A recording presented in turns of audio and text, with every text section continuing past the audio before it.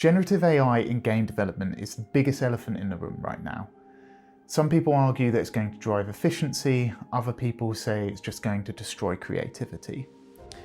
In this video, we're not here to have an ethical debate, we're here to look at the data.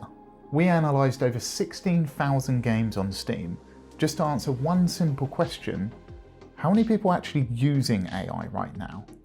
And the answer is more than you think. So let's give you a bit of context.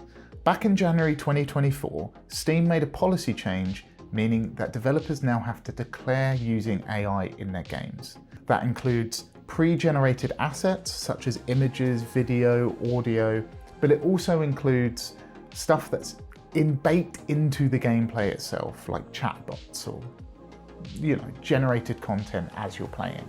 Now inadvertently, this gave us the perfect dataset to analyse. We could pull all these disclosures, and this gave us over 16,000 games released between January and November 2025 that we could analyse those disclosure statements and understand how many people are using AI and how are they using AI.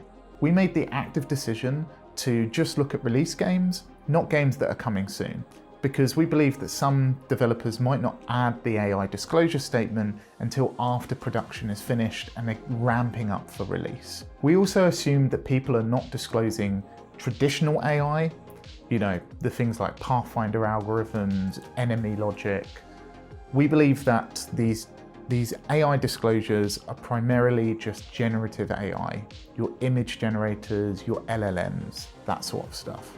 So what did we find? Look at this chart.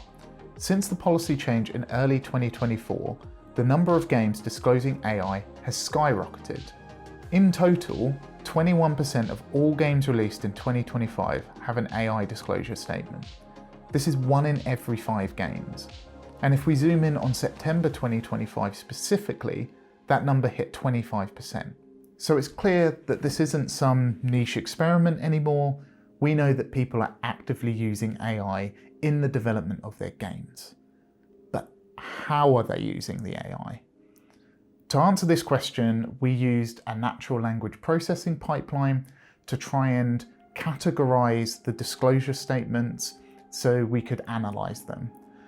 Ironically, to answer a question like, how are people using AI? We used AI. It's just the best tool for the job.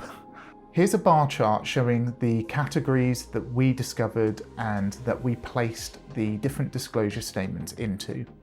As you can see here, visual art and graphics is the dominant category, accounting for over 60% of the use cases. This makes sense.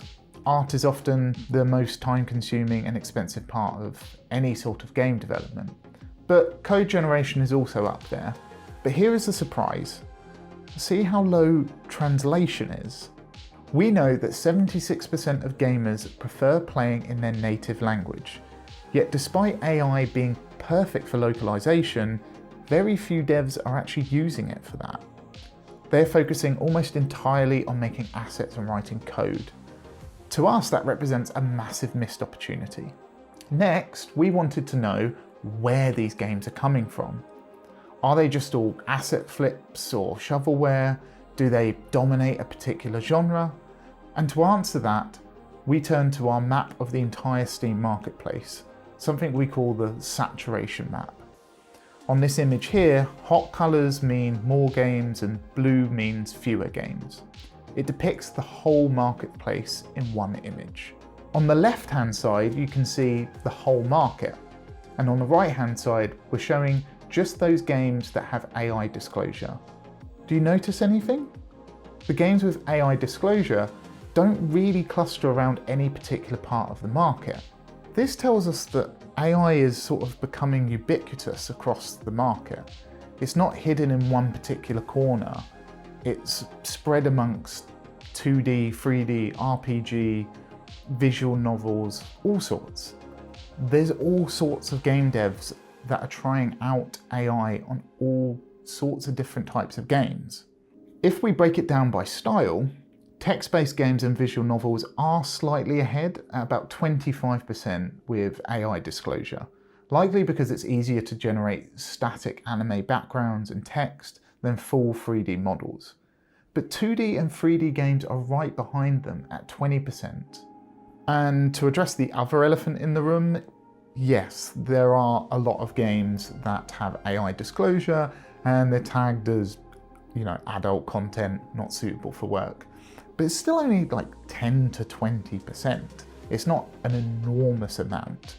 So any sort of narrative around AI just being used for slop and shovelware games and easy adult themed smutty sort of games, that just doesn't hold. The general takeaway though is clear. Whether you like it or not, generative AI is here, and it is here in the gaming market. We've gone from virtually zero to nearly 25% of games on Steam declaring some form of generative AI use. But there's one question we haven't answered yet. Just because you can use AI, and just because lots of people are using AI, does that mean you should use AI? How does using this technology impact the sales of your games? Does putting an AI disclosure statement on your Steam page discourage players from playing your game? Does the act of using AI degrade the quality of your game and therefore impact sales that way? These are really complicated questions, and we're going to have a follow-up video that addresses this in depth. If you really like this, please give us a like, give us a subscribe, and then hopefully we'll see you in that next video. Thanks for watching.